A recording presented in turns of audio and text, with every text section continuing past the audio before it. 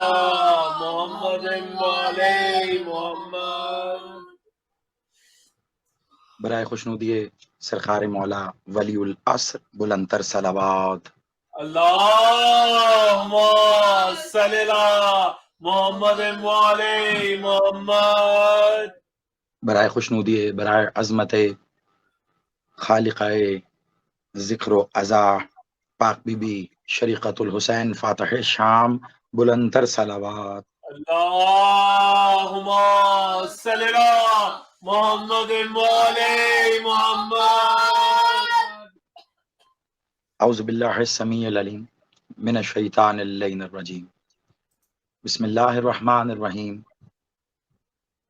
الحمد للہ رب العالمین. الصلاۃ والسلام علی رسول الکریم واہل بیت طیبین الطاہرین معصومین المظلومین ولعن اللہ علی منکر فضائلہم وغاصب حقوقہم مجمعین.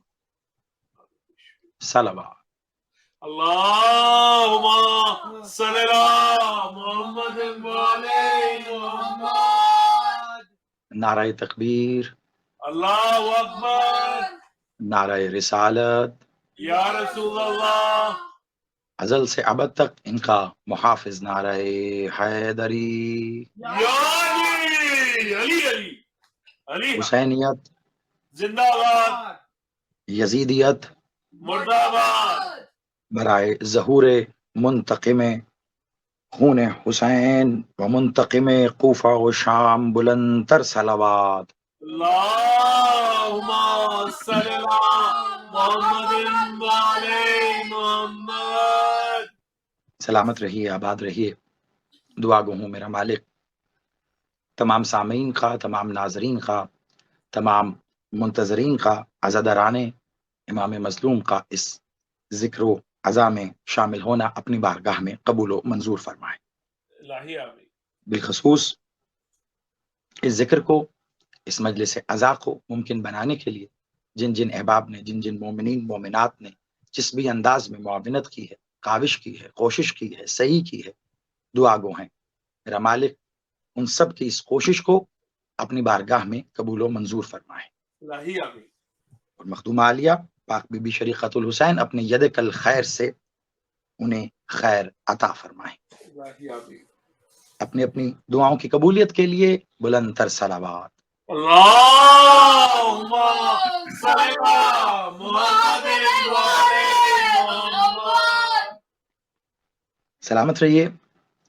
جیسا کہ آپ تمام احباب جانتے ہیں کہ آج کی یہ مجلس عزا، آج کی یہ نشست منسوب ہے یکم سفر کے حوالے سے، اور یہ دن اپنی وسعت کے اندر، یہ دن اپنی قلب کے اندر، یہ دن اپنے دامن کے اندر ایک ایسی سیاہ حقیقت رکھے ہوئے ہے کہ اگر میں ایک لفظ میں اس کا، ایک جملے میں اس کا احاطہ کرنا چاہوں تو ناممکن ہے، مگر کہہ کے گزرتا ہوں تاکہ آج کے اس ذکر کے لیے موضوع کا چناؤ جو کیا ہے وہ آپ کے سامنے رکھ سکوں کہ اگر انسان اور انسانیت کی تاریخ سے کوئی دن ختم کر دینا یا مٹا دینا انسان اور انسانیت کے اختیار میں ہو تو وہ دن یہ یکم سفر کا دن ہی ہوگا.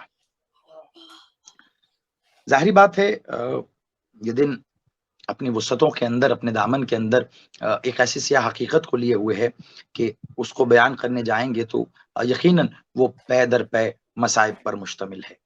لیکن یہاں میں ایک بات کی طرف ضرور تمام سامعین کی توجہ مبذول کرواؤں گا، جو میں خود بھی کوشش کرتا ہوں کہ جب بھی مالک کا ذکر ہو کسی نہ کسی انداز میں یہ بات ضرور کی جائے، اور وہ یہ کہ میرے مالک یہ ایک جملہ نہیں ہے جو میں عرض کرنے لگا ہوں آپ کے سامنے، بلکہ یہ ایک ایسی حقیقت ہے کہ جس حقیقت کو چھپانے والوں نے چھپانے کے باوجود زمانے سے چھپا نہیں سکے.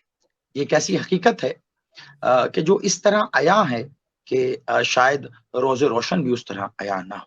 یہ ایک ایسی حقیقت ہے جو اپنے اندر اتنی صداقت رکھتی ہے کہ شاید اس کی صداقت کا مقابلہ خود صداقت بھی نہ کر سکے، اور وہ یہ کہ میرے مالک، میرے مولا محمد و آل محمد بادشاہ اور تمام ذوات مقدسات جو اس گھرانے میں ہیں، بلا تشبیہ و بلا تفریق و کسی بھی انداز میں، تمام جتنے بھی آل محمد کے ذوات مقدسات ہیں، مولا محمد بادشاہ سے لے کر میرے مولا محمد بادشاہ تک، یہ سب مظلوم ہیں، مجبور نہیں ہیں۔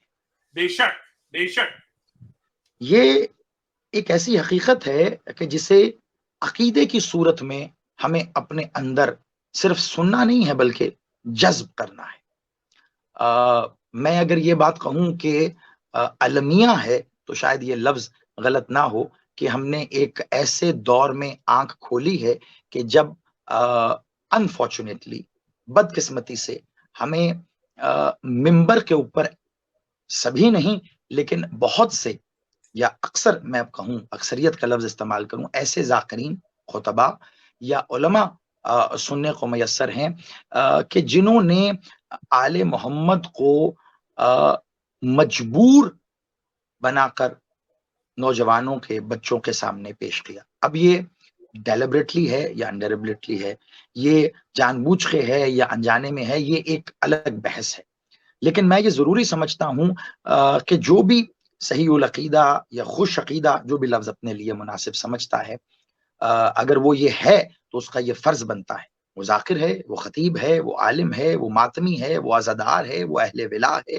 وہ کسی بھی گھر سے تعلق رکھنے والا باپ ہے، ماں ہے، یا اس گھر کے اندر کوئی بھی حیثیت رکھتا ہے، اس کا فرض بنتا ہے کہ عوام الناس سے لے کے خواص تک اور اپنے گھر میں اپنے متعلقین تک اس بات کو عقیدے کی صورت میں راسخ کر دے کہ آل محمد مجبور نہیں ہے، مظلوم۔ بے شک بے شک، کائنات میں اگر آپ تفریق کریں نا تو تفریق در تفریق، کیٹیگریز، علیحدگی، گروہ، دھڑے، تو ابتدائے انسانیت سے لے کر آج تک وہ شاید ان گنت تعداد میں تقسیم کیے جا سکیں۔ لوگوں نے خود کو مذہبوں کے نام پہ تقسیم کیا، مذہبوں میں پھر مسالک کے نام پہ تقسیم کیا، مسالک میں پھر آئیڈیولوجیز کے نام پہ، وہاں سے پھر عقائد کے نام پہ، وہاں سے پھر رنگ و نسل کے نام پہ، وہاں سے بات آگے بڑھی تو لوگوں کے رہن سہن کے نام پہ وہ تقسیم ہوتے رہے، وہاں سے بات چلی تو زبان کے نام پہ، حتیٰ کہ کھانے پینے کے نام پہ، بول چال کے نام پہ، ہر چھوٹی سے چھوٹی بات پر تقسیم در تقسیم در تقسیم در تقسیم۔ لیکن میں ایک جملہ کہنے جا رہا ہوں، ایسا نہیں کہ پہلی بار کہہ رہا ہوں، یقیناً مجھ سے بہتر پڑھنے والے مجھ سے بہت پہلے یہ بات کہہ چکے ہیں، میں خود بھی اس کا اظہار کر چکا ہوں، لیکن آج جس ذات ذی وقار کے حضور ہمیں ذکر کی صورت میں اپنا سجدہ پیش کرنا ہے، ان کے لیے جو کچھ کہنا ہے اس کے لیے عنوان بناؤں تو یہ جملہ کہنا بڑا ضروری ہے، اس کی تمہید میں یہ جملہ کہنا ضروری ہے۔ ابتدائی انسانیت سے لے کر 61 ہجری محرم کی 10 تاریخ تک انسانیت لا تعداد گروہوں میں تقسیم تھی۔ انسانیت شاید لا تعداد مذاہب اور اس میں موجود مسالک اور اس میں موجود آئیڈیولوجیز اور اس میں موجود عقائد اور اس میں موجود جانے کس کس طرح کی باتوں میں تقسیم تھی، لیکن 10 محرم 61 ہجری میرے مالک حسین بادشاہ نے اپنی مشیت کی تلوار سے کربلا ارض الہیہ کی خاک شفا پر ایک لکیر کھینچی، اور وہ لکیر کھینچنے کے بعد پھر مالک نے کائنات اور اس دنیا، اس قرۂ ارض پر موجود ان گنت گروہوں کو صرف 2 میں تقسیم کر دیا۔ لکیر کھینچ کے حسین نے 10 محرم 61 ہجری سے لے کر قیامت تک کے لیے صرف صرف 2 گروہ چھوڑ دیے، یا لکیر کے اس طرف ہو تو یزیدی ہو، اور اگر اس طرف ہو تو حسینی ہو۔ کیا بات ہے، نعرہ حیدری، سلامت رہیے۔ بہت خوب، بہت خوب۔ کربلا کے بعد اب سوال یہ نہیں ہے کہ آپ عیسائی ہیں، سوال یہ نہیں ہے کہ آپ ہندو ہیں، آپ بت پرست ہیں، آپ مشرق ہیں، آپ کافر ہیں، آپ مسلمان ہیں۔ 10 محرم 61 ہجری کے بعد سوال یہ نہیں ہے کہ مسلمانوں میں آپ نے کس طرح کے عقائد کو اپنے ساتھ جوڑ رکھا ہے۔ اب سوال یہ نہیں ہے کہ آپ عبادت کرتے ہیں تو کتنی کرتے ہیں، کیا آپ نے عبادتوں کو اس کے کمال تک پہنچایا، کیا آپ صرف فرض عبادتیں ادا کر رہے ہیں، نوافل بھی ادا کرتے ہیں، کیا آپ سنت بھی، یعنی عبادتوں کی حد بندی اور درجہ بندی جو انسان نے اپنے لیے خود کر لی۔ میں یہاں ایک لفظ یہ ضرور کہنا چاہوں گا کیونکہ جس منزل تک مجھے آپ کو لے کے جانا ہے اس کے لیے بنیاد جتنی مضبوط ہوگی بعد میں میرا وقت بھی اتنا کم لگے گا، اور شاید میں پھر بنا رکے آپ کو جو رزق معرفت اور رزق عرفان آپ تک مستقل پہنچا سکوں۔ ماشاءاللہ قبلہ۔ یہ جب سمٹا ہے نا سارا نظام، تو اب سوال یہ باقی نہیں رہا کہ آپ عبادت کر رہے ہیں تو کتنی کر رہے ہیں۔ انسان نے اپنے لیے عبادت کی میعاد، عبادت کی تعداد، عبادت کی کمال کا نقطہ یہ خود ہی طے کر لیا، ورنہ اللہ رب العزت نے قرآن کی کسی آیت میں یہ واضح نہیں کیا کہ وہ کون سا پرہیزگار یا متقی ہے کہ جو اس درجے تک عبادت پہ پہنچے گا تو وہ مجھے بڑا عزیز ہوگا۔ ایسا قرآن کی کسی آیت سے ثابت نہیں۔ اللہ نے اطاعت کا حکم دیا ہے، اطاعت کا، یاد رکھیے گا۔ ہمارے ہاں ایک بڑا مس کانسیپٹ ہے کہ اللہ نے انسانوں کو عبادت کے لیے پیدا کیا۔ بڑی معذرت کے ساتھ میں بڑا ہی سوچ سمجھ کر یہ بات کر رہا ہوں، کوئی غیر ذمہ دارانہ بات کرنے کا میں عادی بھی نہیں ہوں، اور میں یہ بھی جانتا ہوں کہ میں کہاں بات کر رہا ہوں۔ دنیا کے طول و عرض میں اس وقت بہت لوگ دیکھ رہے ہوں گے، لائیو جا رہا ہے، بعد میں بہت سے لوگ دیکھیں گے۔ میں بڑے وثوق کے ساتھ یہ بات کہہ رہا ہوں، اللہ نے انسان کو عبادت کے لیے پیدا نہیں کیا۔ اگر عبادت مقصود ہو، میں اگر کے لفظ پہ زور دے کے کہہ رہا ہوں، جیسے کہ کہا جاتا ہے تو فرشتے بہت تھے، تو جب سے خلق ہوئے عبادت ہی کر رہے ہیں، ان کا تو دوسرا کوئی کام ہی نہیں، نہ سوتے ہیں، نہ کھاتے ہیں، نہ پیتے ہیں، نہ اور کسی کام میں مشغول ہیں، تو عبادت کے لیے تو وہ کافی تھے۔ انسان کو اطاعت کے لیے پیدا کیا گیا۔ ایسا نہیں کہ فرشتے اطاعت نہیں کرتے، وہ اطاعت کرتے۔ انسان کو خود مختار بنا کر کہ ہم تجھے خود مختار بنا رہے ہیں، تجھے اختیار دے رہے ہیں تیری زندگی پر، فرشتوں کو اختیار نہیں۔ وہ جس جگہ پر خلق کیے گئے ہیں وہ وہیں پہ ہیں، جو قیام میں ہے وہ قیام میں، جو رکوع میں، جو سجدے میں، جو قنوت میں، وہ وہیں ہے۔ انسان کو بھیجا گیا تو با اختیار بنا کر بھیجا۔ مولا سرکار امیر المومنین میرے بادشاہ علی مالک سے ایک دفعہ ایک شخص نے سوال کیا کہ مولا ہمیں کتنا اختیار ہے اپنی زندگیوں پر، اپنے آپ پر؟ تو مالک نے کہا کھڑے ہو جاؤ۔ کھڑا ہوا۔ مولا نے کہا تم اپنی ایک ٹانگ اٹھا لو اوپر۔ اس نے ایک ٹانگ اٹھا لی، اب ایک ٹانگ پہ کھڑا تھا۔ مولا نے کہا اب اپنی دوسری ٹانگ بھی اٹھا لو۔ تو مولا کی جانب دیکھ کے کہتا ہے مولا یہ ممکن نہیں ہے۔ مولا نے کہا کیوں ممکن نہیں ہے؟ کہا مولا میں دوسری ٹانگ نہیں اٹھا سکوں گا، یہ میرے اختیار میں نہیں ہے، میں کیسے اٹھا لوں؟ کہا بس تمہیں اپنی زندگیوں پر اتنا ہی اختیار ہے۔ کیا بات ہے، کیا بات ہے جیو قبلہ، کیا بات ہے، بہت اتنا ہی اختیار۔ اس بات کو ہمیں نہیں بھولنا چاہیے۔ آپ یقین مانیے مولا کا ایک فرمان، میں اکثر ایک بات کہتا ہوں کہ ایک فرمان، کوئی بھی انگنت فرامین ہے میرے مولا کے معصومین کے، کوئی ایک فرمان چھوڑ دیا جائے انسانیت کی نجات کے لیے، اس کی فلاح کے لیے، اور باقی سب کو بند کر دیا جائے، طاق میں رکھ دیا جائے، تو وہ کوئی سا ایک فرمان بھی کل انسانیت کی بقا اور نجات کے لیے کافی ہے۔ کیا بات ہے، یہ اعجاز ہے۔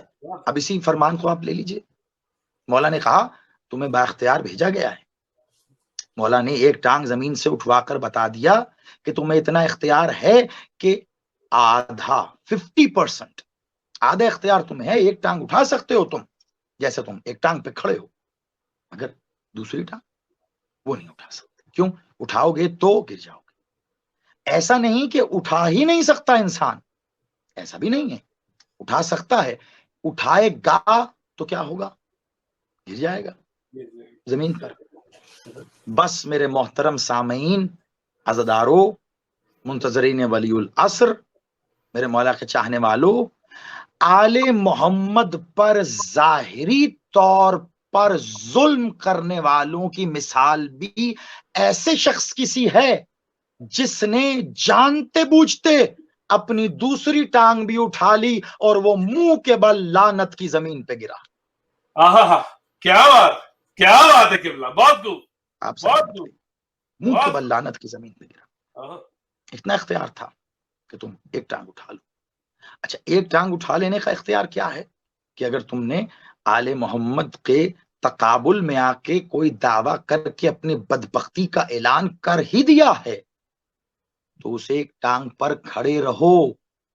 اس ایک ٹانگ پہ کھڑے رہنا اور دوسری ٹانگ اٹھانے کے باوجود رک جانا، یہ اس بات کی غمازی کرتا ہے، اس بات کی طرف اشارہ کرتا ہے کہ تمہیں احساس ہے تم نے کیا کیا، اور یہ احساس کبھی نہ کبھی تمہیں واپس لے آئے گا. تم دوسری ٹانگ بھی زمین پہ رکھ کر معتدل ہو جاؤ گے.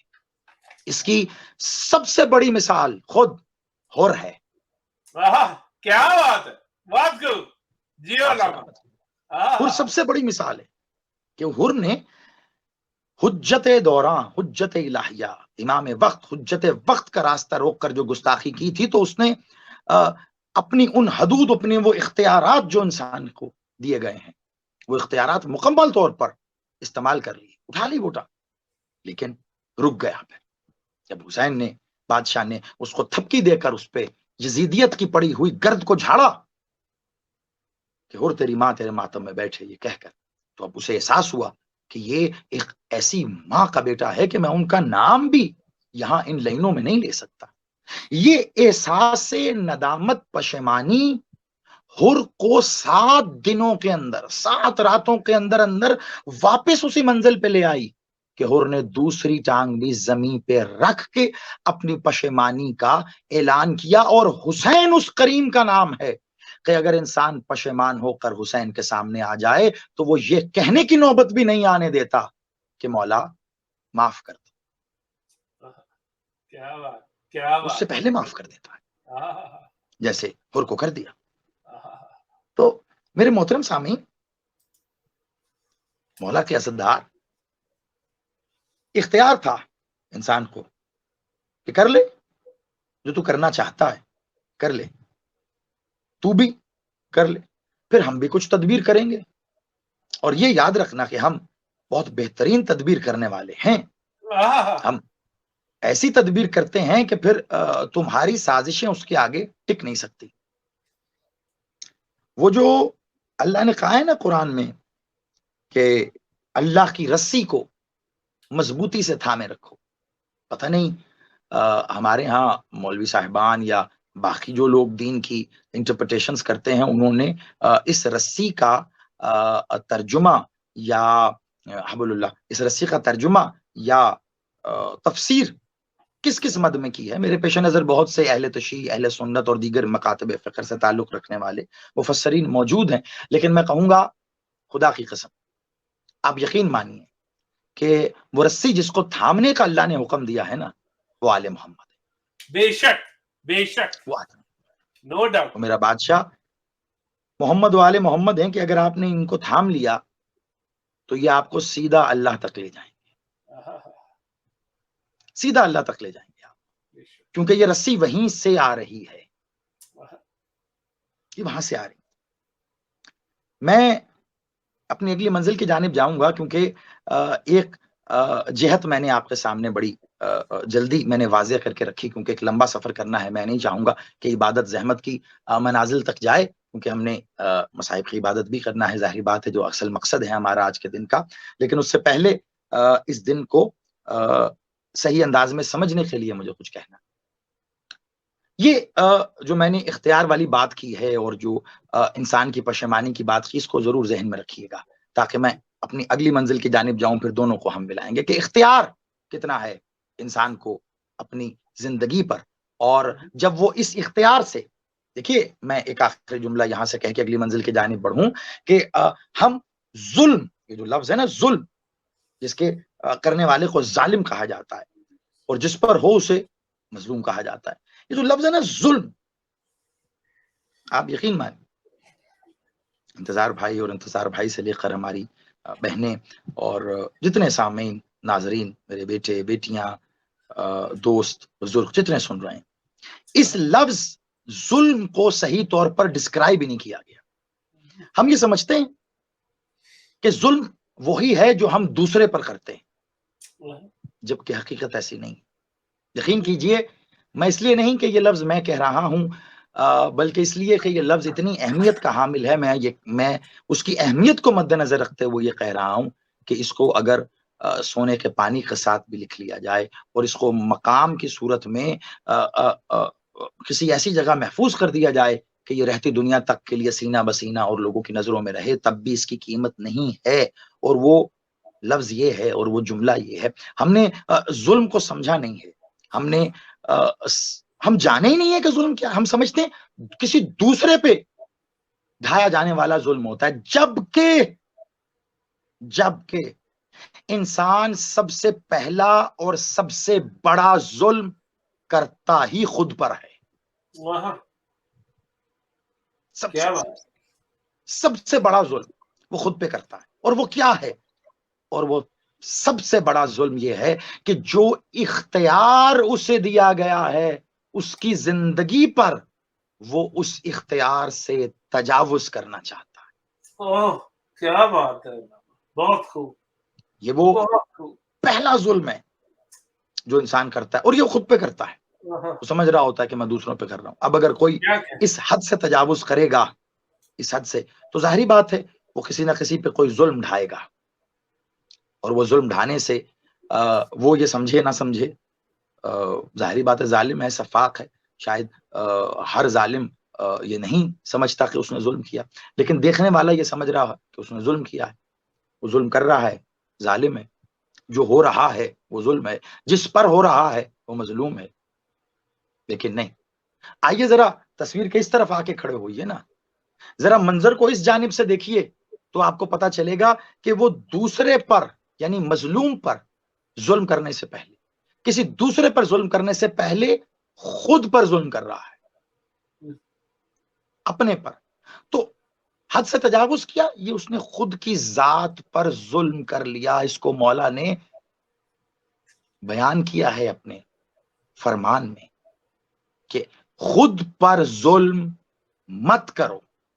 جب پوچھا گیا کیسے، تو مولا نے کہا کہ حدود الہیہ سے تجاوز نہ کرو کہ یہ تم خود پر ظلم کرتے. اب حدود الہیہ کیا ہے؟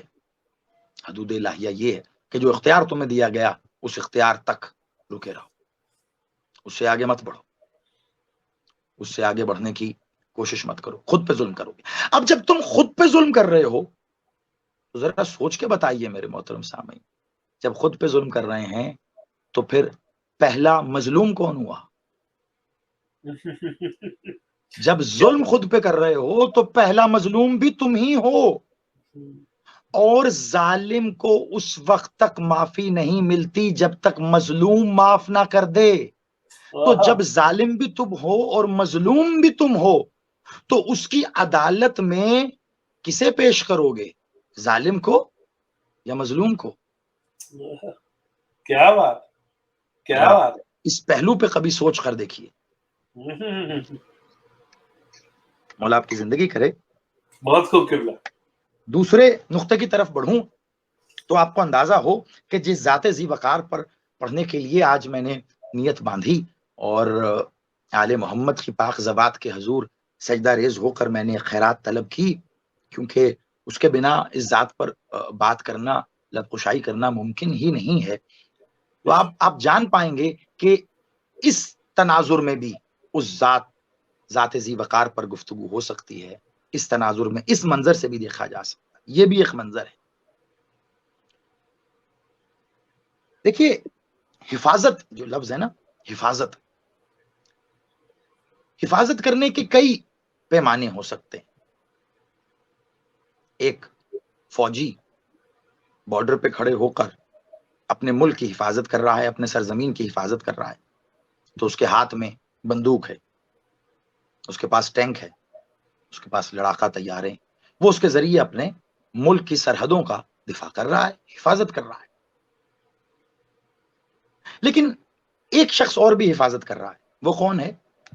وہ ایک باپ ہے، وہ ایک گھر کا سربراہ ہے. وہ اپنے گھر کی چار دیواری، اپنی آل اولاد، اپنا حرم یعنی اپنی بیوی، بچے جو بھی ہیں متعلقین اس کے، وہ ان اپنے بیوی بچوں اور اپنے گھر کی حفاظت کر رہا ہے. لیکن اب ایک باپ کو اپنے گھر اور بیوی بچوں کی حفاظت کرنے کے لیے لڑاکا طیارے کی ضرورت تو نہیں ہے، اس کو ٹینک کی توپ کی ضرورت تو نہیں ہے، اس کو بندوق کی ضرورت تو نہیں ہے. یہ حفاظت کسی الگ طرح سے ہوگی. یہ حفاظت کیسے ہے کہ وہ اس چار دیواری دے، ان کے سر پہ چھت دے، ان کو پہننے اوڑھنے کے لیے کپڑے، کھانے پینے کے لیے رزق عطا، خیال رکھے. یہ حفاظت ہے جو وہ کرے گا. ایک خاص ایج تک ان کو پروان چڑھا رہا ہے اور لوگوں کے معاشرے کے اثرات سے محفوظ رکھ رہا ہے. حفاظت ہے.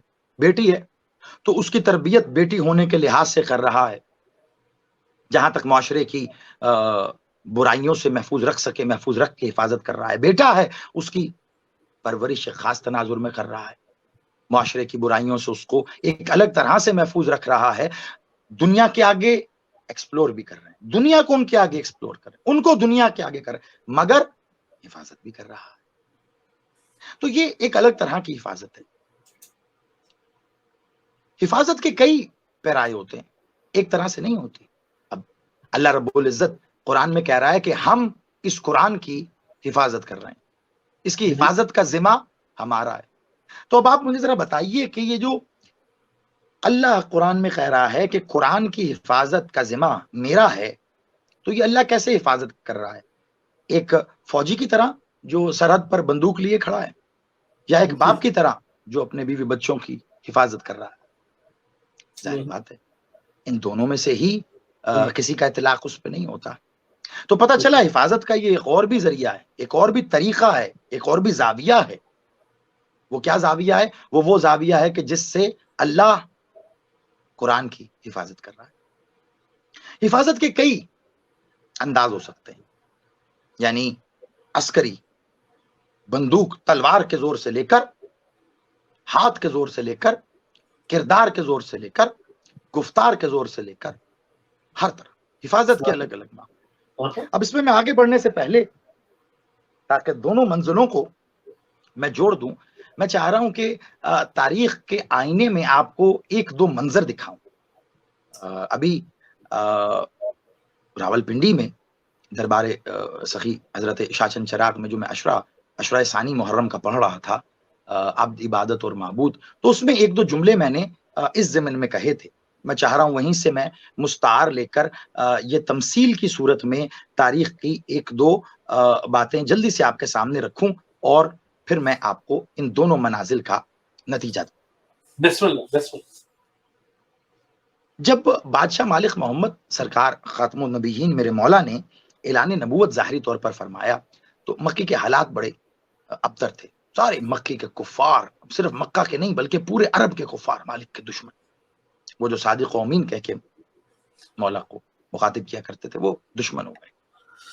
اب ایسے میں مولا سرکار محمد بادشاہ نے ایک دن گھر آ کر سرکار مالک ابو طالب بادشاہ سے یہ کہا کہ میں سین اطہر خانہ کعبہ میں نماز ادا کرنا چاہتا ہوں. آپ یقین مانیے یہ ایسی بات ہے، شاید میں آپ کو لفظی اعتبار سے اس میں سمجھا نہ پاؤں، یہ ایسی بات ہے جیسے آپ دنیا کے کسی بہت بڑے منکر ولایت علی کے دروازے پہ کھڑے ہو کر علی حق کی صدا بلند کریں. تو آپ سوچئے کہ آپ کو آگے سے کیسا ریئیکشن آنے کی توقع ہے. بس ایسا ہی ہے کہ مکہ کے اور عرب کے سارے کفار اور بدماش لوگوں کی موجودگی میں مالک محمد کہہ رہے ہیں کہ میں نے اعلانیہ طور پر خانہ کعبہ میں نماز ادا کرنی. تو جیسے ہی میرے مولا نے یہ کہا، سرکار ابو طالب نے فوراً کہا، ہاں تو بیٹا چلیے، ہم ہیں، چلیے. مالک ابو طالب آئے، مولا محمد بادشاہ، مولا علی، پاک بی بی ملکۃ العرب اور سرکار ابو طالب بادشاہ آئے. مولا محمد نے نماز کی امامت کروائی، مولا علی اور پاک بی بی ملکۃ العرب مقتدی بن کر پیچھے نماز ادا کی۔ لیکن ہمیں کسی بھی شیعہ سنی روایت میں کہیں یہ نہیں ملتا کہ کسی بھی کافر نے بادشاہ مالک محمد پر حملہ کیا۔ آخر کیا وجہ ہے؟ سارا عرب تو موجود ہے، حملہ کیوں نہیں کیا؟ حملہ اس لیے نہیں کیا کہ مالک محمد بادشاہ کے سامنے سرکار ابو طالب مالک کھڑے تھے۔ کیا بات، ابو طالب کو دیکھ کر کسی میں ہمت نہیں، کسی میں ہمت نہیں۔ اور مالک نے آتے ہوئے نا اپنی تلوار اٹھا لی تھی گھر سے، اور تلوار اپنے ساتھ بادشاہ نے رکھی ہوئی ہے، اور مسند نشین ہے، اور صحن خانہ خدا میں نماز ادا ہو رہی ہے، رسالت، امامت اور عصمت۔ یعنی اگر میں یہ کہوں کہ آپ ایمان و عقیدے کے ترازو کے ایک پلڑے میں، دیکھیے شریعت کا یہ قانون ہے کہ اگر حالت خوف میں نماز ادا کرنی ہو، یعنی آپ کو جان، مال، عزت و آبرو، ان تین چیزوں کا خطرہ ہو تو وہ حالت خوف ہے۔ تو آپ جتنے احباب ہیں، جتنے لوگ ہیں، وہ آدھے تقسیم ہو جائیں، آدھا لشکر نماز ادا کرے، آدھا حفاظت کرے، پھر آدھا نماز ادا کرے، آدھا حفاظت کرے۔ سرکار ابو طالب اکیلے حفاظت کر رہے ہیں، اور مولا محمد، مولا علی اور پاک بی بی ملکۃ العرب نماز ادا کر رہے ہیں۔ ایمان اور عقیدے کے ترازو کے ایک پلڑے میں اگر مولا محمد، مولا علی اور بی بی ملکۃ العرب کو رکھا جائے تو دوسرے پلڑے میں اکیلے ابو طالب کافی ہیں۔ کیا بات ہے، کیا بات ہے، جیو جیو لاما، آپ سے بہت خوب، بہت اکیلے خوب۔ ابو طالب کافی، ہاں، کسی نے حملہ نہیں کیا۔ کیا وجہ ہوئی؟ دیکھیے ایک جنگ ہوئی تھی عرب میں، صفین، وہ ایسی جنگ تھی بڑا عرصہ چلی۔ مولا علی بادشاہ کی طرف سے 90,000 کا لشکر نبرد آزما تھا، اور مخالف کا لشکر تقریباً لگ بھگ 1.5 لاکھ کا تھا۔ عرب کا یہ قانون تھا کہ دن کو جنگ ہوتی تھی اور رات کو سیز فائر ہو جاتا، سب اپنے اپنے علاقوں میں، اپنے اپنے خیموں میں، جہاں بھی جنگ ہو رہی ہوتی میدان جنگ میں، اپنے اپنے بیرکس میں آپ سمجھے چلے جاتے۔ لیکن ایک رات ایسی آئی کہ جس رات میں مولا علی کے مخالف لڑنے والے صفین کے لشکر کے 1.5 لاکھ لوگوں نے شب خون مارا، اور رات کے وقت میں عرب کا قانون توڑتے ہوئے حملہ کر دیا۔ یہاں سے آغاز ہوا اس جنگ کے حصے کا جسے ہم تاریخ میں لیلۃ الحریر کہتے ہیں۔ یہ جنگ 7 راتوں تک، 7 دن 7 راتیں مسلسل جاری رہی۔ لیکن اگر یہ رات کو حملہ کر دیتے مالک مولا علی بادشاہ کے لشکر پر، سب سو رہے تھے، سوتے بھی ان کی شہادت ہو جاتی۔ تو سرکار مالک اشتر کہتے ہیں میں نے رات کے اس پہر میں دیکھا کہ علی بادشاہ اپنے خیمہ اطہر الہیہ سے اس طرح برآمد ہوئے ہیں کہ تیزی کے ساتھ برق رفتاری سے بجلی کی طرح دوڑتے ہوئے آئے اور دلدل کی جانب بڑھے۔ اس سے پہلے کہ علی خود کو دلدل تک پہنچاتے، دلدل مشیت علی کو سمجھتے ہوئے خود علی تک آ گیا۔ کیا بات ہے، کیا بات ہے، نعرہ حیدری یا علی، علی آباد علی ہے، بہت خوب قبلہ، دلدل خود علی تک آ گئے۔ مالک اشتر کہتے ہیں میں نے دیکھا علی بادشاہ دلدل پہ سوار ہوئے اور میدان کی جانب گئے۔ کہتے تھوڑا سا ہم آگے بڑھے تو ہم دیکھ کے ششدر رہ گئے۔ مالک اشتر کہتے کہ سامنے جم غفیر صف در صف 1.5 لاکھ کا لشکر ہے، اور حملہ کرنے کو وہ تیار ہے۔ مالک علی نے زین بھی نہیں ہے دلدل کے اوپر اور تشریف فرما ہے۔ ایسے میں مالک نے اپنے میان میں سے ذوالفقار کو نیام میں سے نکالا، اور بلا تشبیہ ایسے نیام میں سے نکال کے ذوالفقار کو یوں دشمن کے سامنے رکھتے ہوئے مالک نے 1.5 لاکھ کے لشکر کو مخاطب کرتے ہوئے اکیلے علی نے، کیونکہ باقی سب سو رہے ہیں، یاد رکھیے، اور اس سے پہلے کہ وہ جاگیں جاگ کر پھر اپنے ہتھیار اٹھائیں اور خود کو آمادہ جنگ کر کے آئیں، اس کے لیے وقت درکار ہے۔ مالک علی نے رات کے پہر میں ایسے ذوالفقار کے قبضہ قدرت پہ ہاتھ رکھتے ہوئے، ذوالفقار کی انی کو، اس کی نوک کو دشمن کی طرف رکھتے ہوئے ایک جملہ کہا، 1.5 لاکھ کو مخاطب کر کے علی نے، تم میں سے جو پہلے مرنا چاہتا ہے وہ آگے آئے۔ کیا بات ہے، کیا بات آگے آئے۔ ہے۔ مالک اشتر کہتے ہیں ہم نے صبح تک تیاری کے مراحل سے فوج گزرتی رہی اور علی بادشاہ نے رات کے اس پورے پہر 1.5 لاکھ کے لشکر کو اپنی تلوار کی نوک پہ روک کے رکھا کہ کسی میں ہمت نہیں تھی کہ علی کے سامنے اس تلوار کی نوک پہ آ سکے. کیا بات ہے. آئیے میں آپ کو سلامت سلامت رہیے مولا ہمیشہ اسی ذکر کے سائے میں آپ کو رکھے. ایک منظر اور میں جلدی سے آپ کو دکھا دوں کہ 4 محرم ہے، کربلا کا میدان ہے اور فرات کے کنارے پہ مولا غازی بادشاہ نے اپنے ہاتھوں سے خیمے نصب کیے ہیں اور لاکھوں کی فوج ملون خدا لعنت کرے شمر پر، عمر سعد پر، یہ سب لے کر آ گئے اور انہوں نے کہا کہ عباس یہاں سے خیمے اٹھائیے. تو آسمان نے ایک عجب منظر دیکھا. مولا ابوالفضل العباس نے اپنی میان میں سے ایسے تلوار کو نکالا اور تلوار کو نکال کے میرے بادشاہ نے زمین پر ریت پہ ایسے ایک خط کھینچ دیا تلوار کی نوک سے، اور تلوار کی نوک سے خط کھینچ کے بادشاہ غازی اس طرف کھڑے ہیں، 9 لاکھ کا لشکر اس طرف کھڑا ہے، لاکھوں کا لشکر کھڑا ہے، اور بادشاہ غازی نے کہا تم میں سے، علی بول رہے ہیں نا، تم میں سے جو پہلے مرنا چاہتا ہے وہ اس لکیر کو پار کر کے دکھائے. کیا کہنے. تو اب میں اگر ان دونوں واقعات کو ایک جملے میں بند کروں تو وہ یہی ہوگا، جو اپنے تلوار کی نوک پر 1.5 لاکھ کے لشکر کو روکے اسے علی کہتے ہیں، جو اپنے تلوار سے کھینچی گئی لکیر پر لاکھوں کے لشکر کو روک لے اسے عباس کہتے ہیں، اور جو سین اطہر خانہ کعبہ میں محمد و علی و ملیکۃ العرب کی نماز کی حفاظت کرتے ہوئے اپنی تلوار کو اپنے سامنے میان میں رکھ کر پورے عرب کو روک لے اسے ابو طالب کہتے ہیں. کیا بات ہے. جیو علامہ، جیو قبلہ، کیا بات ہے. سبحان اللہ. بے شک. سلامت رہیے، آباد رہیے. بہت خوب. اور اب یہ دونوں منظر، یہ بھی تو حفاظت ہے نا. علی کر رہے ہیں، عباس کر رہے ہیں، مولا ابو طالب کر رہے ہیں. حفاظت ہے نا. کیسے کر رہے ہیں؟ تلوار سے. علی بادشاہ نے حفاظت کی تلوار سے، مولا عباس نے تلوار سے، مولا ابو طالب نے تلوار، علی نے تلوار دکھا کر، عباس بادشاہ نے تلوار کی لکیر دکھا کر، مولا ابو طالب نے تلوار کی نیام دکھا کر. حفاظت صرف یہی نہیں ہے میرے محترم سامعین، آل محمد کے مصائب میں کتنے بڑے فضائل پنہاں ہیں، ہم نے اس جانب کبھی توجہ نہیں دی. حفاظت کہتے کسے ہیں؟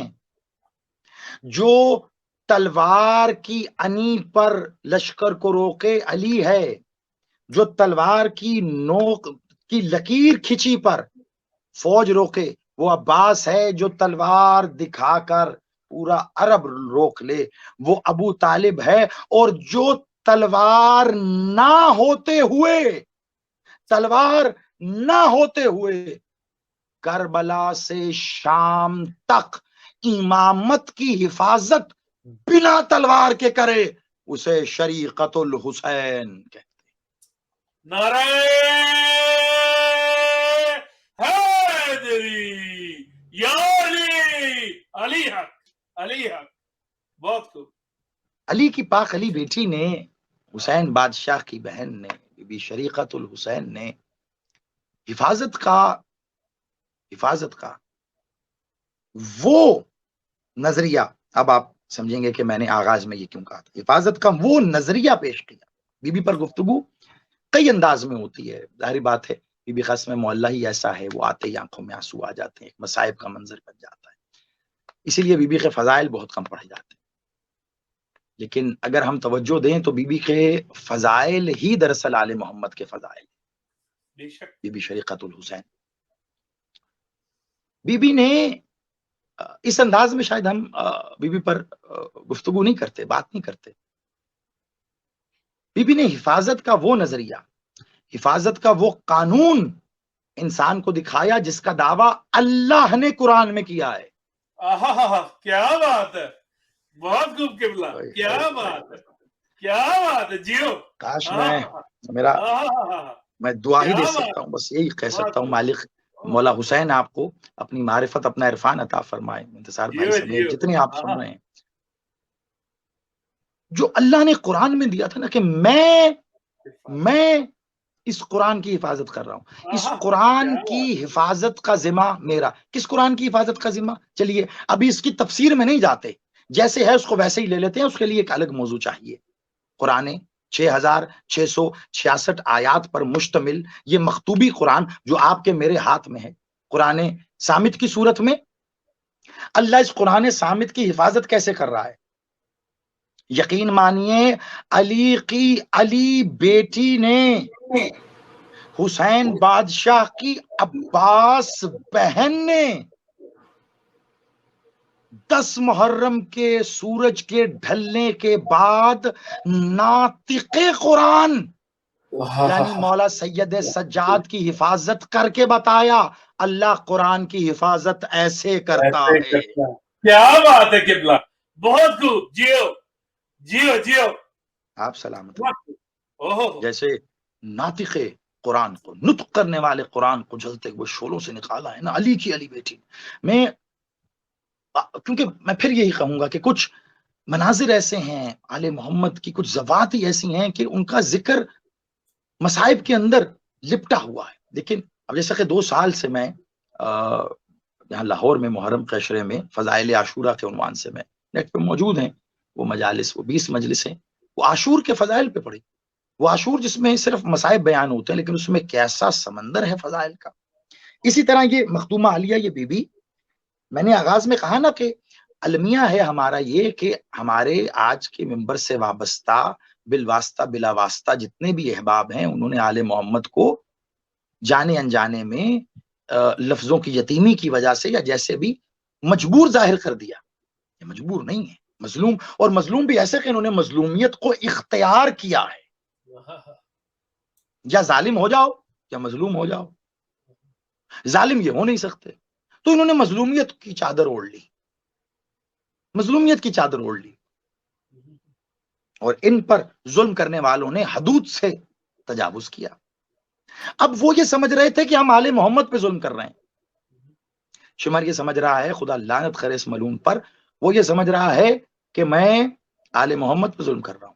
وہ یہ سمجھ رہا ہے کہ اللہ کی ان پاک آیتوں کو، قافلہ توحید کو مختلف شہروں سے، قصبوں سے گزار کر وہ ان کی گستاخی کر رہا ہے.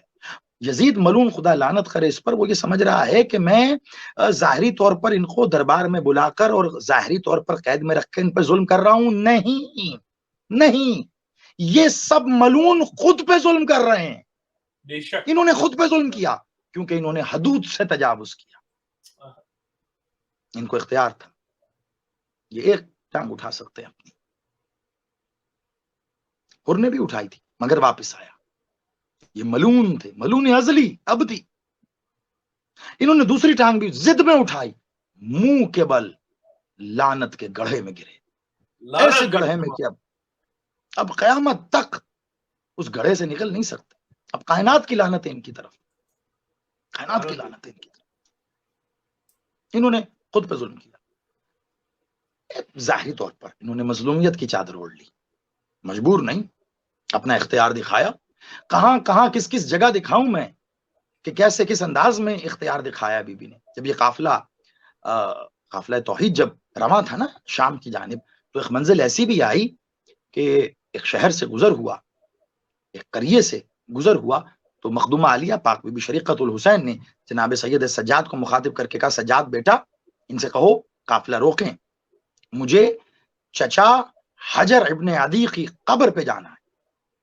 یہ وہ جگہ ہے جہاں سرکار حضرت حجر ابن عدی، مولا سرکار رسالت معاب اور مولا علی بادشاہ کے صحابی، پاک صحابی، اور آج کل تو اس دور میں تو ان سالوں میں ہمارے نوجوان بڑی اچھی طرح ان سے واقف ہوں گے. یہ وہی میرے بادشاہ کے صحابی ہیں کہ جن پر ابھی کچھ عرصہ پہلے بھی شام میں جب کچھ دہشت گرد لوگوں نے کافی مظالم کیے تھے تو بغض آل محمد میں انہوں نے جو مظالم کیے تو ان میں ان کی قبر اطہر کو بھی انہوں نے شہید کیا، مسمار کیا، اور ان کے جسد اطہر کو انہوں نے نکالا تھا. تو آج بھی وہ بالکل اسی حالت میں، وہ اسی طرح، کوئی زمین ہزاروں سال گزر جانے کے باوجود، سینکڑوں سال زمین نے ان کو، ان کے جسم اطہر کو کوئی نقصان نہیں پہنچایا. ان کا چہرہ آج بھی ویسے ہی مسکرا رہا تھا اور تازہ خون سر اطہر و اقدس سے جاری تھا. خیر، بی بی نے کہا کہ سجاد، یہ جو سننے والا ہے، بی بی نے کہا کہ معذرت، بس یہ مجھے آپ اس کی تھوڑی سی معافی دیجیے گا، میں کیونکہ گزشتہ چند دنوں سے تھوڑی ڈی ہائیڈریشن کا شکار رہا ہوں، تو وہ حلق اور منہ ابھی بھی بات کرتے ہوئے تھوڑا خشک ہو جاتا ہے، تو تھوڑا تھوڑا ایک ایک گھونٹ میں پانی لے رہا ہوں، مجھے اس کی معذرت آپ دیجیے گا، مالک معاف فرمائے.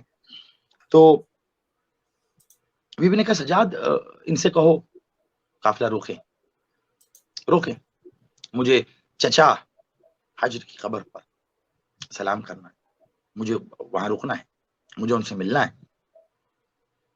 قافلہ نہیں روکا. مولا نے کہا لائن سے کہ میری ماں کہہ رہی ہیں روکے، قافلہ نہیں روکا. بی بی نے کہا سجاد، اس سے کہے کہ قافلہ روک دے. مولا نے پھر کہا، اس ملعون نے نہیں روکا. بی بی نے تیسری بار کہہ کے تمام حجت کیا، سجاد اس سے کہے میں کہہ رہی ہوں قافلہ روک دے.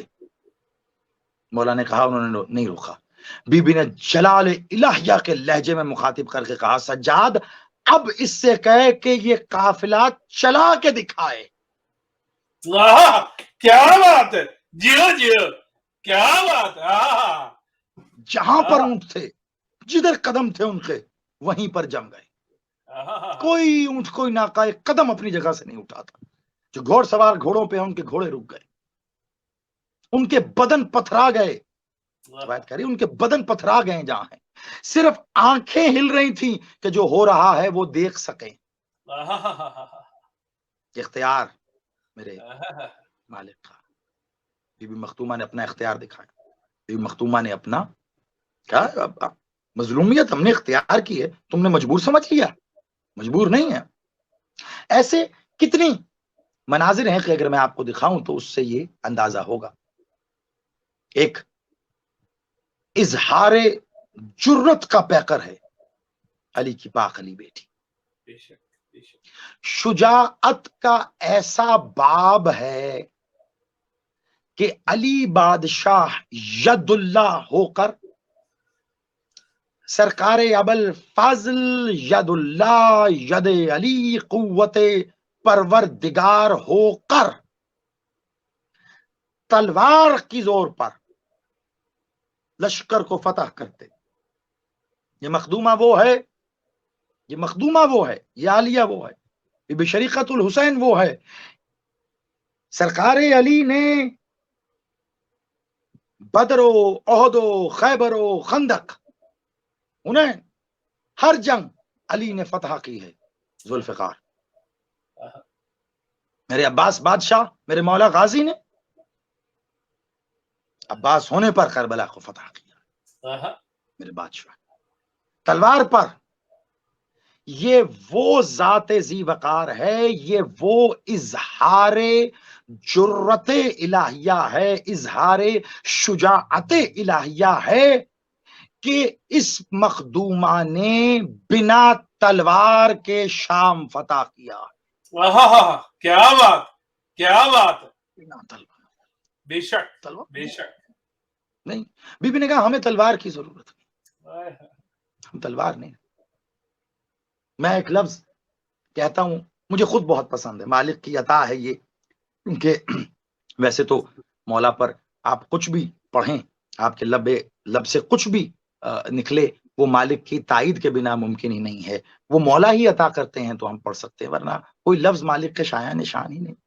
لیکن کچھ لفظ ایسے ہوتے ہیں وہ آپ خود ہی ان کا لطف لے رہے ہوتے ہیں، آپ خود ہی ان میں ڈوب جاتے ہیں. ان میں سے ایک جملہ جو مجھے بے حد پسند ہے وہ آپ کی نظر کروں گا، اور چاہوں گا میں کہ اب تیزی سے سفر کر کے چند جملے، کیونکہ اتنا وقت لگا، لیکن میں یہ سمجھ رہا ہوں کہ جتنا بھی وقت یہاں اس منزل تک ہمیں پہنچنے میں لگا ہے، اس سے کم از کم اس پاک مخدوم عالیہ، اس ذات ذی وقار کی فضائل کا ایک ایسا پہلو ہمارے سامنے آیا یا ہم اس کو بیان کر پائے جسے ہم اس انداز میں بیان نہیں کرتے۔ حفاظت کا یہ نقطہ نظر کہ اللہ کسی ہتھیار سے حفاظت نہیں کر رہا، یہ میری مخدومہ عالیہ پاک بی بی نے بتایا ہے کہ وہ کیسے حفاظت کرتا ہے قرآن کی، جیسے اس نے اس زمانے کے جلاد، اس زمانے کے یزید، اس زمانے کے شمر، اس زمانے کے دشمنان آل محمد کی جلتے ہوئے سینوں سے، چلتی ہوئی کدورتوں سے، حکومتوں سے اس قرآن کو نکالا۔ کیسے؟ ٹھیک ویسے ہی جیسے شمر کی لگائی ہوئی آگ سے مخدومہ عالیہ نے قرآن ناطق کو نکالا، اس طرح کر کے بتایا بی بی نے۔ ایسے ایک جملہ جو میں خود بہت مالک کے حضور سجدہ شکر پیش کرتا ہوں میں ہمیشہ اس جملے پر، کہ بڑا ہی مختصر سا جملہ ہے، لیکن اگر اس جملے کی شرح کی جائے، تفسیر کی جائے، تو میں سمجھتا ہوں کسی بھی انسان کی زندگی بھی کم ہے اگر وہ ساری زندگی اس ایک جملے کی شرح کرنے میں گزار دے، اور وہ جملہ ہے کہ بی بی شریقۃ الحسین اس ذات اقدس کا اسم ہے۔ بی بی شریقۃ الحسین وہ ذات اقدس ہے جس نے حسین کو حسینیت میں بدل دیا۔ کیا بات ہے، بہت خوب قبلہ، بہت خوب، کیا بات، جیو جیو حسین جیو کو حسینیت میں بدل دیا، کہ گویا اب حسین صرف امام حسین نہیں رہ گئے، حسین کو امام حسین وہی کہے گا جو دائرہ اسلام میں آ گیا، پھر وہ اہل تشیع میں ہوا، یا برادران اہل سنت میں بھی باقی لوگ بھی کہتے ہیں امام حسین۔ تو اب وہ صرف امام حسین نہیں ہے، اب وہ صرف سردار جنت نہیں ہے، حسین کو حسینیت میں، اب یہ جب اس مخدومہ کے حضور حسین بادشاہ سے خیرات طلب کر کے پڑھی جائے تو یہ کیسے ممکن ہے کہ جب حسین مالک پہ کوئی جملہ پڑھا جائے تو یہ بی بی عطا نہ کرے؟ دیکھیے میں نے کئی بار یہ جملہ کہا، لیکن یہ آپ کا عقیدہ ہے، میں ہمیشہ یہ انتظار بھائی آپ کے حوالے سے بات کرتا ہوں کہ آپ لوگ جو وہاں بیٹھے ہیں پردیس میں، جہاں مجالس کے مواقع بے حد کم ہیں، آپ جس انداز میں یہ صفحہ ازا بچھاتے ہیں، آپ سے جو دلی وابستگی ہے وہ لفظوں میں بیان ہو نہیں پاتی۔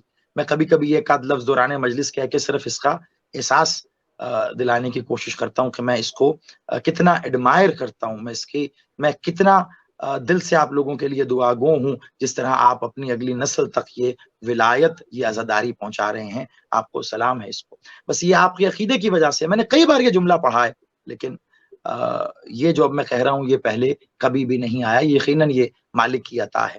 حسین کو حسینیت میں بدلا ہے اس پاک مختومہ بی بی نے، حسین کو حسینیت میں بدلا، اور حسین کو ماننے کے لیے تو شاید کلمہ پڑھنے کی ضرورت ہو، مخدومہ نے حسین کو حسینیت میں یوں بدلا ہے کہ اب حسینیت خود ایک مکمل دین بن گئی ہے۔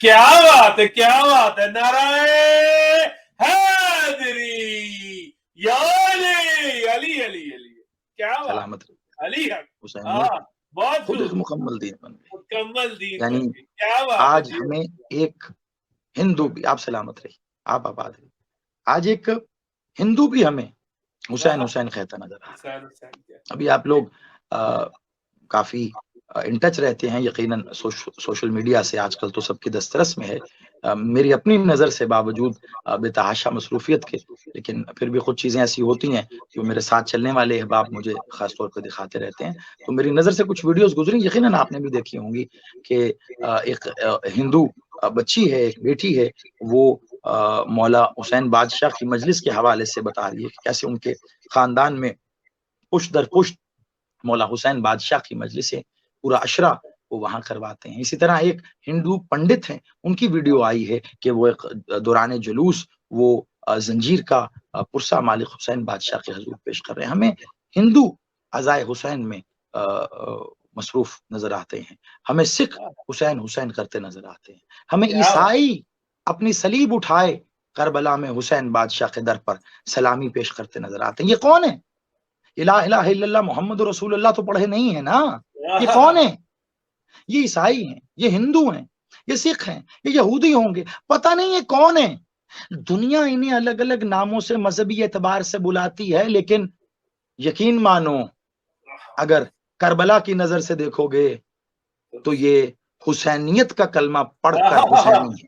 کیا بات ہے جیو قبلہ, بہت خوب, حسینیت کا کلمہ, اور یہ کلمہ ان سے مختومہ عالیہ پاک بی بی شریقۃ الحسین نے پڑھا. مولا سرکار نقی بادشاہ کا ایک قول اقدس ہے اور کمال قول ہے, کمال. مولا شیخ صابی نے پوچھا کہ آپ مختومہ عالیہ پاک بی بی شریقۃ الحسین کے فضائل کے حوالے سے ہمیں کچھ بتائیے. تو مولا نے جو کلمات کہے اس میں سے ایک کلمہ میں یہاں پہ کہنا چاہ رہا ہوں تاکہ بچے گئے وقت میں اس کا احاطہ ہو سکے اور پھر ہم مصائب کی طرف آ سکیں. بی بی کے خطبے کے بھی جیسے آپ سے وعدہ کیا تھا کچھ جملے میں آپ کی پیش نظر کر سکوں. تو کہا مولا کچھ فضائل بی بی کے ارشاد فرما دیجئے.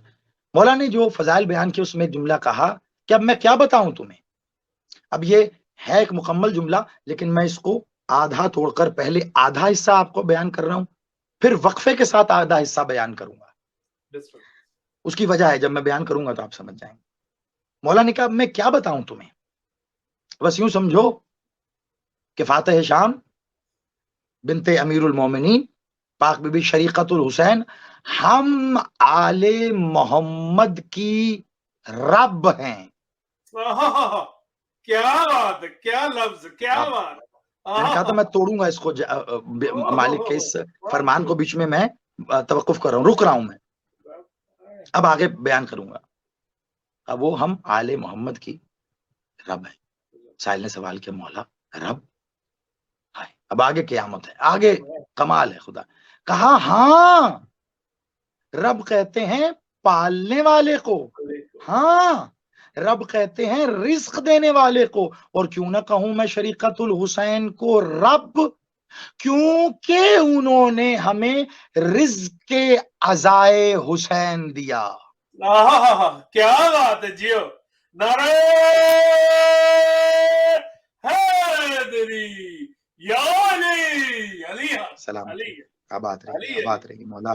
اس علی بادشاہ کے اسم کے حصار میں رکھے آپ کو. ان بی بی نے ہمیں رزق عزائے حسین دیا.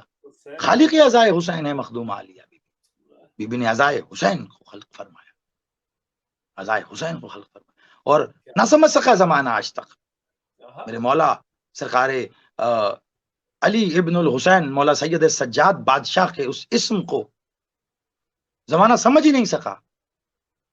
رب عزائے حسین ہیں بی بی, خالق عزائے حسین ہیں بی بی. کہاں سمجھا زمانہ, کون سی عبادت تھی ایسی, کیسے سمجھے زمانہ. نہ سمجھا, عزائے حسین کی طرف آ کے دیکھو تو پتہ چلے گا کیوں ہے حسین کا بیٹا زین العابدین. آخر وہ عبادت ہے کون سی جس کی زینت ہے مولا سید سجاد. وہ عبادت ہے ذکر عزائے حسین, ماتم حسین, ذکر حسین. وہ عبادت ہے جس کی زینت کو سید سجاد کہتے ہیں. اور کہاں سے لی ہے, کہاں سے ملی زینت, مختومہ عالیہ بی بی شریقۃ الحسین. کئی جگہ اختیار دکھایا, بس ایک منظر تیزی سے آپ کو بیان کر دوں میں تاکہ وعدہ بھی پورا ہو جائے. بی بی جب یہ شام کے دربار میں بی موجود تھی, قافلہ توحید موجود, اپنی ایک جملہ میرے سینے میں مچل رہا ہے, میرا جی چاہ رہا ہے میں کہہ دوں. بسم اللہ. زمانہ سمجھتا ہے, میں پھر وہی کہوں گا کہ کیونکہ ظاہری بات ہے کہ ذکر ہی سارا مصائب میں پنہا ہے یہ مصائب کے اندر، لیکن اس میں فضائل کے پہلو کتنے ہیں ابھی تک آپ کو بخوبی اندازہ ہوا، اس جملے سے آپ کو پھر اندازہ ہوگا۔ بظاہر زمانہ سمجھتا ہے کہ مولا حسین کی بہنوں کو، مولا علی کی بیٹیوں کو، بظاہر زمانہ سمجھتا ہے کہ مولا حسین کے بیٹے کو، علی ابن الحسین ابن علی کو زنجیروں میں قید کر کے یزید کے پاس لایا گیا۔ میں کہوں گا اندھا ہے وہ شخص، یا بغض علی میں اندھا ہو گیا ہے، یا پھر اسے بینائی ملنے کے باوجود وہ مرض لاحق ہو گیا ہے کہ جس کا کائنات میں کوئی علاج نہیں، اور اس کی پہلی نشانی ہی اندھا ہو جانا ہے کہ وہ دیکھ رہا ہے کہ یہ قیدی ہیں۔ خدا کی قسم نہیں، زمانہ زنجیریں قافلہ توحید کے ظاہری ہاتھوں میں دیکھ رہا ہوگا، لیکن انہوں نے انہی زنجیروں کو یزید کے گلے میں ڈال کے اسے قیدی بنایا ہے۔ بے شک بے شک 1400 سال سے یزیدیت کو قید میں رکھا ہوا ہے حسین کی بہن نے۔ کیا بات ہے، کیا بات، بے شک 1400 سال سے علی کی بیٹی کی قید میں، 1400 سال سے حسین کی بہن کی قید میں یزیدیت، اور تب تک رہے گی جب تک وہ چاہے گی۔ یہ ظہور المنتقم، ظہور السائر البائر، میرے بادشاہ کا ظہور جس حکم کا متمنی ہے، وہ حکم خالق عزائے حسین ہے، حکم رب عزائے حسین ہے، کہ ابھی ایک بہن کا جی ہی نہیں بھرا یا حسین کی صدا سن کر۔ ایک بہن چاہتی ہے کہ ابھی صدا اٹھے، زمانہ کہے یا حسین۔ یا حسین، ابھی ایک بہن نے اپنے بھائی کے قاتل کو قید میں رکھا ہوا ہے، ابھی قید سے نکال کر اسے تختہ دار پر لٹکانے کا وقت نہیں آیا۔ ابھی یزید اپنی یزیدیت کے ساتھ مخدومہ کی قید میں، بے شک 1400 سال سے لعنت کا طوق اس کے گلے میں ڈال دیا، بے شک لعنت کی بیڑیاں اس کے پیروں میں اس طرح پہنا دی ہیں اب بھاگ نہیں سکتا، لعنت کی ہتھکڑیوں میں یوں جکڑا گیا ہے کہ اب وہ ہاتھ معافی کے لیے بھی نہیں اٹھا سکتا۔ واہ کیا بات ہے، کیا کہنے علامہ، بے شک رحیم ہے نا، یہ رحیم کریم ہے، ان سے انہی کی رحمت کا واسطہ دیکھے اگر معافی مانگ لی جائے تو معاف کر دیتے ہیں۔ جو حر نے کیا، ہاتھ باندھ کے آ گیا، حسین نے معاف کر دیا، حسین کی بہن نے معاف کر دیا، لیکن حسین کا قتل کرنے کے بعد حسین کی بہن نے لعنت کے ہتھکڑیوں سے، لعنت کی ہتھکڑیوں سے شام جا کر اس یزید کو ایسے قید کیا کہ اب تیرا ہاتھ نہ معافی کے لیے اٹھے گا نہ دعا کے لیے اٹھے گا، تجھ پہ صرف لعنت ہوگی، تجھ پہ صرف لعنت ہوگی۔ مخدوم عالیہ نے بس، کیونکہ وقت اتنا ہو گیا، میں ایک جملہ ضرور کہوں گا اور پھر ہم مصائب کی عبادت کریں گے کہ بی بی نے جب خطبہ دینا چاہا نا تو یہ ملعون بکواس کر رہا تھا، کہتا دیکھو ہم جیت گئے اور اللہ نے ہمیں عزت دی اور ہم فاتح ہو گئے، اور تمہارے یعنی آل محمد کی طرف اشارہ کر کے معاذ اللہ ثم معاذ اللہ نقل کفر نباشت، آپ کو شکست ہوئی اور ہم جیت گئے اور ہمیں عزت دی اور ہم خیر کے ساتھ جیت گئے، اور بس یہ کہنا تھا۔ سن رہی ہیں ابھی؟ چپ، خاموش۔ مالک حسین بادشاہ کے حضور جب اس نے گستاخی کی کہ حسین تو ایسے حسین، ایک ید اللہ ہاتھ، ایک ید اللہ ہاتھ، ایک لسان اللہ آواز کے ساتھ سید سجاد بادشاہ کے کاندھے پہ ہاتھ آیا کہ سجاد بیٹا اب ہٹ جا، اب مجھے بولنا۔ پھر شریقۃ الحسین نہیں بولی، علی بولا، علی بولا، علی بولا، علی اور بولا. علی بولے. اور اگر آپ مجھے اجازت دیں یہ جملہ کہنے کی تو رسول اللہ میرے بادشاہ مالک خاتم النبیین کا یہ فرمان اس کی دلیل میں موجود ہے کہ جب میں معراج کے پردے میں گیا تو اللہ نے مجھ سے بات کی تو لہجہ علی کا تھا. اب کیا مجھے بات. نہیں پتا اللہ علی کے لہجے میں بات کرتا یا علی اللہ کے لہجے میں بات کرتا، لیکن اس دربار میں جو مخدوم عالیہ نے بات کی زمانہ کہتا ہے لہجہ علی کا تھا. میں کہوں گا کیا پتا تمہیں، کیا پتا کس کا لہجہ تھا. یہ بی بی شریقۃ الحسین علی کے لہجے میں نہیں، لہجہ الہیہ میں بات کر رہے، کیا بات ہے، کیا بات ہے قبلہ، بہت خوب. اللہ کے لہجے میں، اللہ کے لہجے میں بول رہے. یا پتہ نہیں پھر اس دربار میں کھڑے ہو کر شریقۃ الحسین اللہ کے لہجے میں بات کر رہی ہیں یا پھر عرش پر اللہ اس بی بی کے لہجے میں محمد سے باتیں کر. کیا بات ہے، کیا بات. یہ راز ہے، راز ہی رہے گا. لیکن جنہوں نے سنا تھا لہجہ حیدر قرار وہ سن کے یہی کہہ رہے تھے کہ علی علی. بی بی نے پہلا جملہ یہ کہا، او بدبخت کس فتح کی بات کرتا ہے تو کہ تجھے خیر سے فتح ملی. قرآن میں بی بی کہہ رہی ہیں، یہ بی بی کے خطبے کے میں نے کہا تھا بس چند جملے ضرور میں اس کو کہوں گا. ارادہ تو تھا کہ خطبہ زیادہ سے زیادہ پڑھا جائے، لیکن مالک نے خیرات عطا فرمائی اور جو پہلو بی بی کے فضائل کے بیان ہوئے میں سمجھتا ہوں کہ وہ بہت کم ان پہلوؤں پر ہماری نظر جاتی ہے، وہ مالک نے بڑی کریمی کی. بی بی نے کہا کہ قرآن میں اللہ نے کہا ہے کہ میں خیر تقسیم کرتا ہوں. تو بی بی نے کہا بدبخت تو کیا جانے، اللہ جس ہاتھ کے ذریعے عالمین میں خیر تقسیم کرتا ہے وہ ید کل خیر ہم ہیں.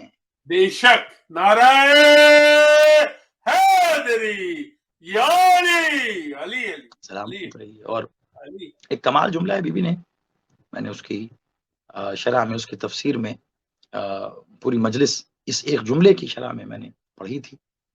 اور یہ بولنے نہیں دے رہے تھے بی بی، جب خطبہ ارشاد فرمانا چاہتی تھی تو اذانیں دلوانا شروع کر دیں اور بڑا ایک گستاخانہ ماحول. تو بی بی نے ایک لفظ کہا، بس یہی آخری لفظ ہوگا میری جانب سے. بی بی نے کہا اسقط، اسقط، خاموش. اختیار الہیہ کی بات کر رہا تھا نا. اسقط، خاموش. مطلب اس خاموش رہنے کی عربی میں خاموش کروانے کے لیے کئی لفظ موجود ہیں، لیکن اسقط کا مطلب جیسے کسی کو آپ کہہ رہے ہو نا بکواس بند کر، خاموش ہو جانے کو، بھائی خاموش ہو جائیے، آپ چپ ہو جائیے، آپ مت بولیے. بس آپ سمجھیے کہ عربی میں اگر کسی کو کہنا ہو نا بکواس بند کر تو کہا جاتا ہے اسکت. دنیا کو نظر آ رہا ہے یہ تخت پہ بیٹھا ہوا ہے، بادشاہ ہے، دنیا کو نظر آ رہا ہے کہ یہ تو قیدی ہیں، ان کے تو سارے گھر والے شہید کر دیے، ان کے بیٹے شہید کر دیے، ان کے بھائی شہید کر دیے. اس ظالم جابر لعین حکمران کے سامنے کھڑے ہو کر علی کی بیٹی، حسین کی بہن، بادشاہ عباس، مالک مشرف، بی بی مسقط. ایک جملہ کہتا ہوں اکثر، مالک نے اسے بڑا قبول فرمایا، بڑا مقبول فرمایا کہ جب بی بی نے اسقط کہا نا تو اس دربار میں ہی نہیں بلکہ دربار کے باہر موجود کھڑے ہوئے اونٹ کے گلے میں پڑی ہوئی گھنٹی، اور وہی نہیں وہاں سے لے کر عرش تک جو جہاں تھا سب. کیا بات، خاموش، گویا عالم ہو سناٹا. سب کی زبانیں ان کے دہن کے اندر جکڑی گئی، حلق میں سانس، سینے میں زور. اختیار الہیہ، حکم الہیہ، امر الہیہ صادر ہو گیا. اس کو خاموش. اب وہ بولے گی جو کبھی باپ کے آگے بھی نہیں بولی. وہ اپنے بھائی کو بچانے کے لیے بولی، وہ حسین کو حسینیت میں بدلنے کے لیے بولی۔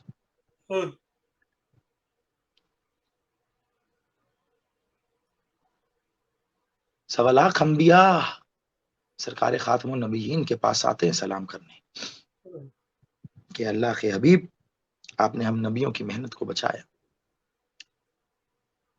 ان 1.25 لاکھ نبیوں کو لے کر میرا مولا محمد سرکار علی کے پاس نجف آتے تھے، علی آپ نے میرے دین کی، اللہ کے دین کی محافظت کی۔ پھر وہاں سے یہ قافلہ کربلا آ جاتا ہے، پھر یہ سب کربلا حسین کو سلام کرتے، حسین تو نے دین بچا لیا۔ لیکن عزادارو پھر روتا ہوا حسین ان سب کو لے کر شام آ جاتا ہے اور اپنی بہن کے روزے پہ اسے سلام کر کے کہتا ہے، بہن تو نے حسین کی محنت کو بھی بچایا، تو نے حسین کو بھی بچایا، اور تو نے حسین کو حسینیت میں بدل دیا۔ بس عزادارو کہنے کو تو بہت کچھ ہے، لیکن کیونکہ داخلہ دربار کی مجلس ہے تو 1 یا 2 مناظر بس اس اعتبار سے میں بیان کروں گا، کیونکہ یہ کائنات کے سب سے سخت مسائل۔ میں نے ایک بار آج کے ہی دن ایک مجلس میں مصائب پڑھتے ہوئے کہا تھا کہ اگر آل محمد کو، اگر سر بالخصوص میں نے اس میں مولا سرکار ابوالفضل بادشاہ کا لیا تھا کہ اگر مولا عباس کو مشیت کے قانون کو سامنے رکھتے سرکار ابوالفضل منتخب کریں، میں نے کہا تھا کہ وہ انتخاب کریں گے کہ ہاں میں کربلا کے اس لقودق صحرا میں جس طرح شہید کیا گیا، یا ہمیں جیسے کربلا کے میدان میں شہید کیا گیا، ہم 1000 بار ایسے شہید ہونا قبول کرتے ہیں، مگر شام نہیں، علی کی بیٹیاں شام نہ جائیں، غیرت الہیہ دربار یزید میں نہ جائے۔ عزادارو یہاں میں نے ایک جملہ کہا تھا کہ اگر صفین کے میدان میں نیزوں پر قرآن نہ اٹھائے جاتے تو کربلا میں نو کے نیزہ پر مظلوموں کے سر بھی بلند نہ ہوتے۔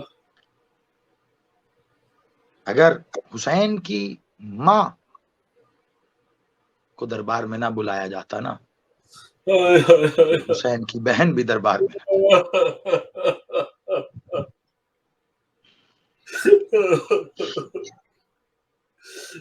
بی بی مخدومہ عالیہ نے چھوٹا سا سن تھا، جب پاک اماں دربار سے واپس آئی نا تو مقتل کہتا ہے کہ بی بی کے بال سفید ہو چکے تھے، کمر خمیدہ ہو چکی تھی، تو یہ پاک بی بی دروازے پہ کھڑی اپنی ماں کا انتظار کر رہی تھیں۔ جب بی بی آئی ہیں تو مخدومہ نے ماں کو دیکھا اور بے ساختہ کہا، اماں فدق کا اتنا غم منایا؟ کہا نہیں بیٹا فدق کا غم نہیں۔ کہا اماں پھر اتنا کیوں رو رہی ہیں، کیا حالت کر لی آپ نے اپنی؟ کہا بیٹا میں دربار میں جو دیکھ کے آ رہی ہوں نا وہ نہیں ہے جو عام طور پر سمجھا جاتا۔ بی بی نے کہا میں جو دربار میں دیکھ کر آ رہی ہوں میں کیسے بیان کروں؟ کہا اماں کیا دیکھ لیا؟ کہا میں نے مدینے میں نہیں بلکہ شام میں لگا ہوا ایک دربار دیکھا ہے،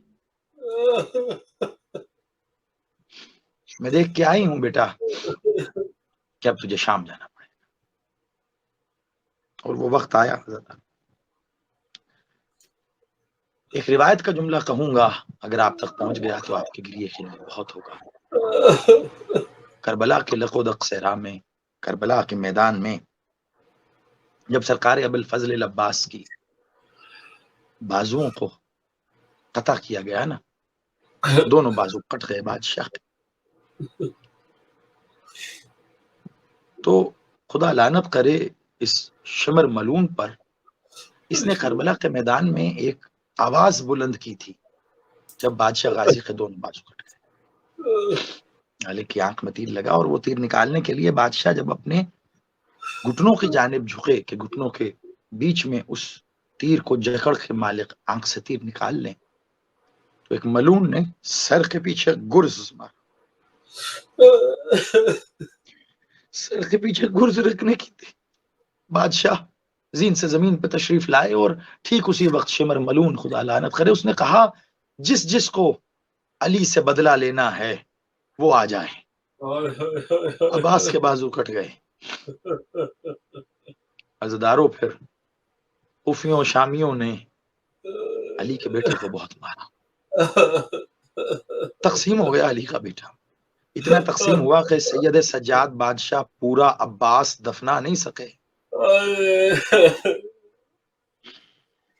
لیکن میں کہوں گا میرا مولا غازی آپ عباس ہیں, آپ غازی ہیں, آپ ابو الفضل ہیں, آپ علی بیٹے, آپ حسین بادشاہ کا کمر کا زور ہیں, آپ کیا کہیں آپ بادشاہ. بادشاہ ذرا شام کا بازار تو دیکھ.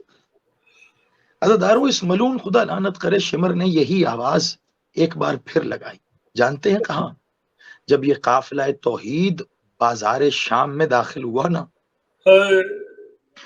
بازار شام کے دوسری طرف, بازار حمیدیہ کے دوسری طرف محلہ بنو امیہ تھا. جب یہ قافلہ وہاں داخل ہوا تو اس ملون نے آواز دے کے کہا جو علی سے بدلہ لینا چاہتا ہے علی کی بیٹیاں آ گئی بازار. عزادارو پھر کہیں سے پتھر آئے, کہیں سے گرم پانی آیا, کہیں سے آگ آئی ہے. یہ بازار جب پار کیا ہے نا دوسری طرف جاتے ہوئے یہ حال تھا کہ ماں بیٹے کو نہ پہچان سکے, بیٹا ماں کو نہ. بڑی آسانی سے کہہ دیتے ہیں, بس 2 جملے آخری عزادارو ہم بڑی آسانی سے کہہ دیتے ہیں. شام کے بازار سے گزر آج آپ یکم سفر کو داخلہ دربار آپ مصائب سن رہے ہیں, لیکن یہ قافلہ شام یکم سفر کو تو نہیں پہنچا. یہ شام داخل ہوا ہے 28 محرم, 28, 29, 30, یہ 3 دن وہیں پہ کھڑا رہا ہے. بازار شام 17 اذانیں سنی, 17, اور پھر آخری جملہ بس, اس سے آگے مصائب میں کیا پڑھوں گا. یکم سفر جو آج کا آپ یہ دن, عزادارو جب یہ قافلہ بازار سے گزر کر دربار شام کی جانب آیا نا, قافلے کو داخل کیا گیا. دربار میں جب داخل ہونے کے لیے کہا گیا تو مخدومہ عالیہ پاک بی بی نے آگے بڑھ کر ایک بار دربار کے اندر جب دیکھا تو بی بی واپس آئی بے ساختہ. مولا سید سجاد دیکھ رہے تھے, بی بی نے خود زمین پہ بیٹھ گئی, اور زمین پہ بیٹھنے کے بعد سید سجاد بادشاہ نے کہا اماں آگے بڑھیے. سجاد بیٹا میں نہ جا پا, میں نہیں. کہا اماں میں نے تو آپ کو بہت صابر پایا, تو کربلا شام غریباں آپ نے تو امامت کی حفاظت کی, آپ تو ہمیں یوں لے کے چلے, کبھی آپ حسین ہو جاتی, کبھی آپ عباس بن جاتی, کبھی آپ علی ہو جاتی. آپ نے ہمیں ایک سربراہ کی طرح, ایک محافظ کی طرح, ایک ماں کی طرح, ایک باپ کی طرح آپ نے ہمیں حفاظت کر کے یہاں تک لائے. اماں اگر ابھی حوصلہ نہیں کرو گی, کا بیٹا ذرا دربار کے اندر کا منظر تو دیکھ. عزاداروں میں کیسے بیان کروں, زبان ساتھ نہیں دیتی, لیکن مقتل کا ایک جملہ آپ تک پہنچا دوں تو شاید آپ کو اندازہ ہو سکے کہ علی کی بیٹی پہ کیسے مصائب تھے. خدا لعنت کرے یزید ملعون پہ, اس نے اپنی جیت کا جشن منانے کے لیے شام کی رقاصاؤں کو بلایا تھا, جو ڈھول پیٹ کر رقص کیا کرتے تھے, جشن منایا کرتے. شام کی رقاصائیں جب یہ دربار تیار ہوا نا تو اس دربار کے اندر آئیں, اور دربار کے اندر آ کے جب انہوں نے دربار کا ماحول دیکھا تو یہ کہتی ہوئی واپس چلی گئی کہ ہم ایسے دربار میں رقص نہیں کر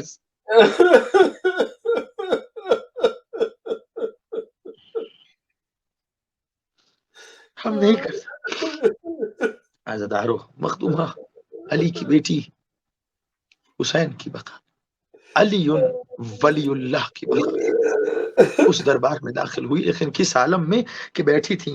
مولا سجاد نے کہا اماں چلیے آگے بڑھیے، کہا رک جا کچھ دیر مجھے، اماں آئیے نا آگے بڑھیے، کہا سجاد رک جا نا کچھ دیر رک جا، تیسری بار کہا نا اماں چلیے، کہا سجاد میں انتظار کر رہی ہوں، کہا کس کا، کہا سجاد میرے بابا نے مجھ سے وعدہ کیا تھا زینب اور کسی وقت ہو نہ ہو لیکن جب تو شام جائے گی نا تو علی تیرا ساتھ دینے ضرور آئے، میں انتظار کر رہی ہوں بابا۔ اللہ لعن اللہ علی القوم مالک، اس قبول عبادت کو مقبول فرما، ہمیں کوئی غم نہ دے سوائے غم شبیر کے، ولائے علی پہ قائم و دائم فرما، میرا مولا المنتقم بادشاہ انتقام کوفہ و شام، انتقام خون حسین کے لیے ظہور فرما۔ اللہم صلی علی محمد وآل محمد وعجل فرج اللہ